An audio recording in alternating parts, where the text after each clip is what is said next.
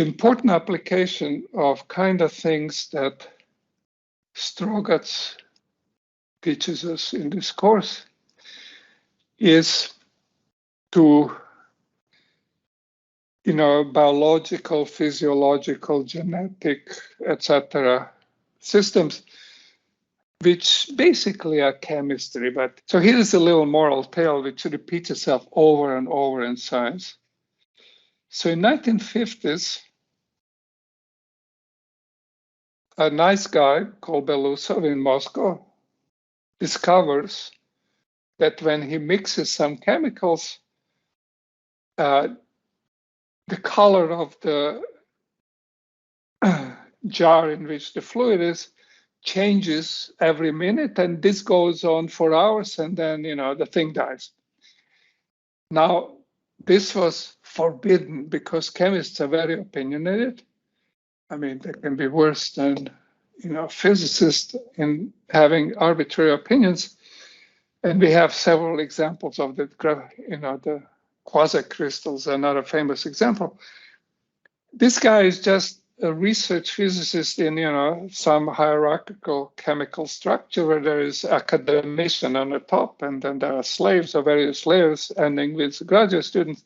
And he is, he has a job, so he's a research guy. He's supposed to mix chemicals, and everybody knows it's a basic fact of thermodynamics that when you mix chemicals, there can be no oscillations. So it takes him something like 6 years or 9 years to be allowed to state his result in an obscure conference proceedings in Russia, Ukraine, someplace. Because he's obviously a fool. They don't want their institute to be spoiled by such obviously wrong result. So, 10 years later, another grad student in Moscow at a higher level institute at Moscow Lomonosov University for his PhD is told, look at this. I mean, who knows? It's interesting. So now we're in 1960s. And of course, Belousov is right. And it becomes a mode because, they're allowed to state this at the international meeting under the Cold War. Russia did not run the United States, and they allowed only to meet Western physicists in Poland and chemists in place. And people start doing these experiments, and what do you know? There is Nobel Prize, but that's a capitalist bullshit. There is, of course, a Lenin Prize, which I think they still have because the KGB made sure they have it. So in 1980, these two guys get Lenin Prize. And it's kind of too bad for Belousov because he's already dead 10 years, but there you are. And this is another story that and please keep this in mind. Our colleagues, especially in chemistry and worse in biology and even worse in medicine, they can be pig-headed. So what was this experiment? It pains me, and Strogatz did the right thing. The mensch that he is, he actually copied the equation. So he said, you take malonic acid and you add iodine. Now, iodine, you might know because it's good for cleansing wound. And please, if you have any cut, clean it with betadine, which is a modern version. You do not want to get SARS, but never mind. So malonic acid, iodine, they do something. They combine, and then there is iron, and there is hydrogen. And then there is another thing, which is called chlorine dioxide, which I'm sure is very unpleasant to smell, but I don't know much about it. So then you write, lots of equations. The chemists like to put concentration in little boxes and say concentration of what by whole name, chemical designation. There's some parameters. There is 5 of these stupid equations. They're in the book, look them up. Then somebody actually looks at these equations on a computer and realizes that 3 of them are basically dead. That is chemicals that sit there, they're called reactants. But they're very slowly.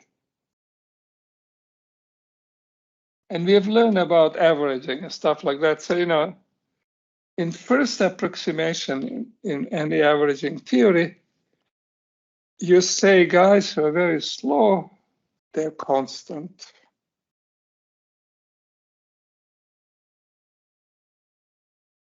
So their concentration doesn't change. Now, this is just empirical. If you didn't do experiment or you didn't do a simulation, you will never know it. So, well, yeah, maybe with some analysis here, maybe, but I wouldn't know how to do it. So the cheap way out is just look at what nature really does. It turns out the other two go through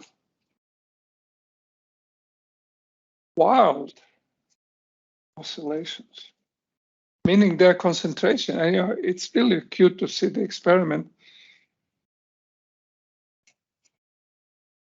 You look at this fluid, it looks totally clear for a few minutes, and then suddenly turns yellow. And then it looks like you've gotten rid of the yellow, it's totally clear, and suddenly it bursts. So the idea is simplify these 5 equations with all kinds of chemical notation in them, which is perfectly good. We just happen to be used to Leibniz notation, but it's perfectly good in this way, but it's just painful for us. So we call ion concentration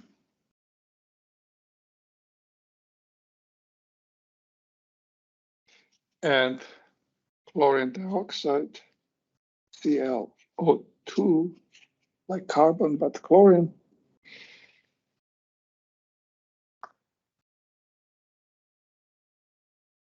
So this is concentration of iodine.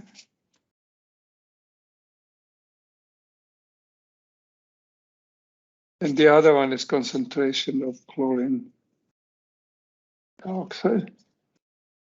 And now the idea is, once you have this, you leave the lab, go to your computer, work on it, and only when you're done, you can go back with some predictions. But now we put them in a form that is kind of straitjacket we're used to, thanks to Leibniz.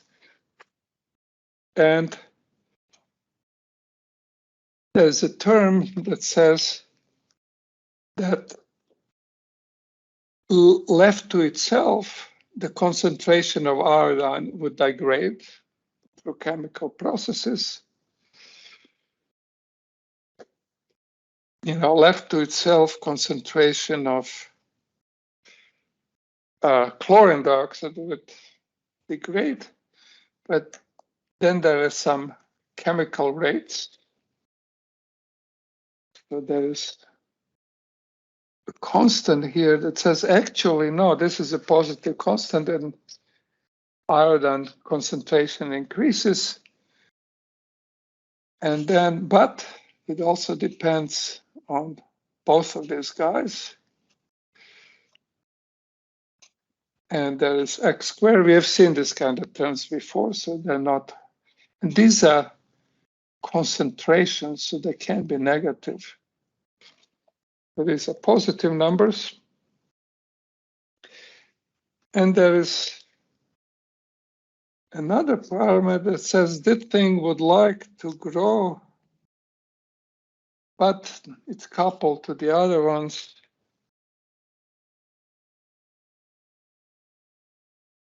And okay, you can write it, but you have no idea what this stuff means. So this is the usual idea, is usual situation when you write any model, which is kind of differential model. In 2 dimensions, this has been now turned into 2-dimensional thing. You know what to do. You're supposed to look at null lines.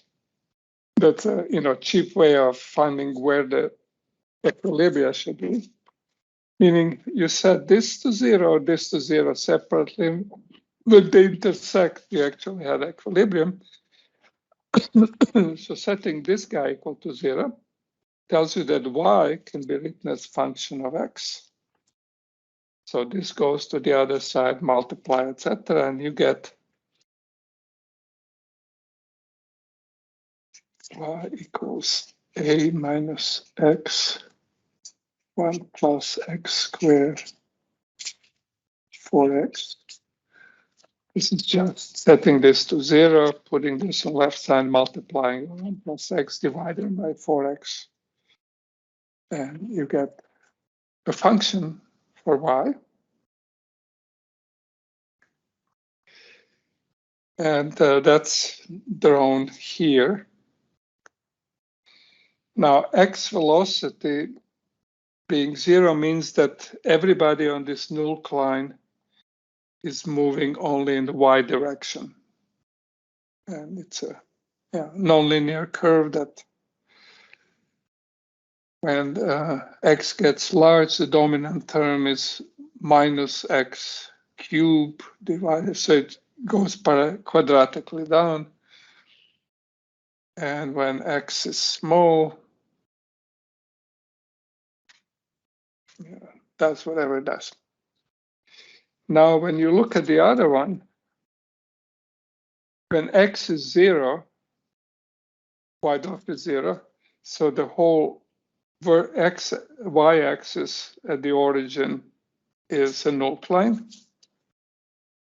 And then the other term is a simple quadratic term, so it's a parabola. So the other guy is either x equals 0, or the other null line is 1 plus x squared. This guy here and this guy there. And on them, you have the usual thing that you look at what the function is close to the line. It's positive, so velocity goes this way from this box. You look at what happens on this null line. Again, it starts out for small,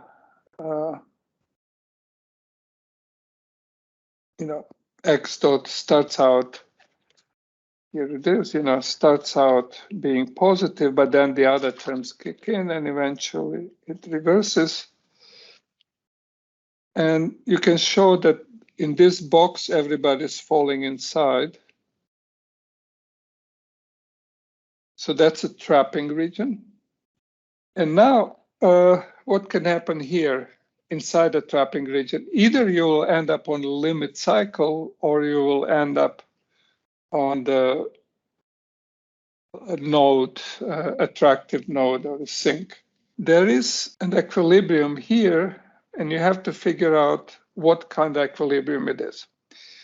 Now, if it's stable, then maybe that's it. Everything dies and you just get a chemical as everybody expected that doesn't change once the thermodynamics have done its work. But if it's unstable, then you know that everybody in this neighborhood is running away. So what you can do is you can do a surgery. You can just cut this out. And then you have what's called an annulus. You have a region in which everybody is moving and there are no equilibria. That's the setting of Poincaré-Benedictson theorem, which says that if this is unstable, there must be a limit cycle. Because this flow that's going every place is in the same direction and there are no equilibria to eat it up, must be a limit cycle. And that's Belousov-Zhabotinsky limit cycle. Now, this approximation of dropping this varying slowly reactance makes this be a clock that goes on forever. But the correct treatment is then slow times, fast times that you know, averaging, etc. And these guys make sure that it eventually dies. So now you have these equations, they're not particularly difficult. They are kinds of equations you know how to do, but they're more realistic than all these baby examples we have played so far. So when you start taking derivatives, things get slightly complicated, but you can write out the stability matrix. These are velocities, we take gradients with x and y. And, both of them, they have this 1 plus x squared, so it's convenient to take it out as overall coefficient. What survives is trace. You're supposed to look at determinant of this 2 by 2 stability matrix. Once you have evaluated them numerically or analytically, usually just numerically, you have 2 stability eigenvalues locally, which depend on the trace and depend on the determinant. And now, depending whether the 4 times determinant is larger than the trace, you will get imaginary solutions. If it's smaller than the trace, you will get real solutions. There'll be a pair of them unless this is exactly 0, in which case there will be coalescing, etc. So, the usual stuff. And importantly, when you compute the determinant, product of this minus product of that, x is concentration, so it's positive, b is a positive coefficient, you find out that that's 0. And now going back to chapter 3, that means that this fixed point here cannot be a saddle, cannot be, one contracting eigenvalues.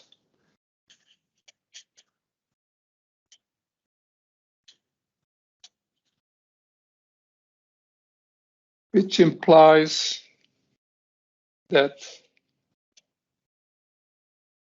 this equilibrium is either a node or a spiral. And whether it's node and spiral depends on the relative size of determinant and the trace. Now you can numerically or analytically go to the parameter plane. But this is parameter A and B. And you will find a line in which this is 0, this term. That's this line. And above that line, if this B parameter is stretching enough, it tells you how much stretching you do, how strongly unstable you are.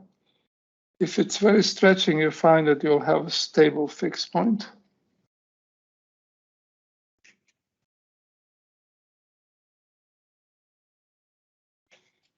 And if you stick this onto a computer in whatever system you like and plot x and y for values in here, this fixed point you already have, you know where it is, but you'll find out that everybody just spirals into it. But if you're down here, you'll find that it's unstable. So everybody spirals away from it if you're close to it, or tries to fall into it if you're far away from it.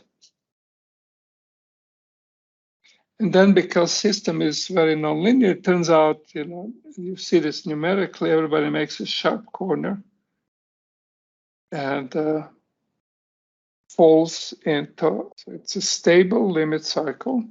In my world, limit cycle is by definition stable, it's attractive. And this is a very nonlinear clock. You have seen these clocks before already. And what happens is, there are slow time scales and fast time scales. So that's when you actually look at experiments, you see lots of quiescence and then a big burst and lots of quiescence, which is not obvious on this plot because if I put it a little time distant dots, you will see it. So that's how oscillations arise in chemistry, and they're very useful in lots of applications in neurophysiology, genomes, whatever you want. Many far from equilibrium driven systems, such as life.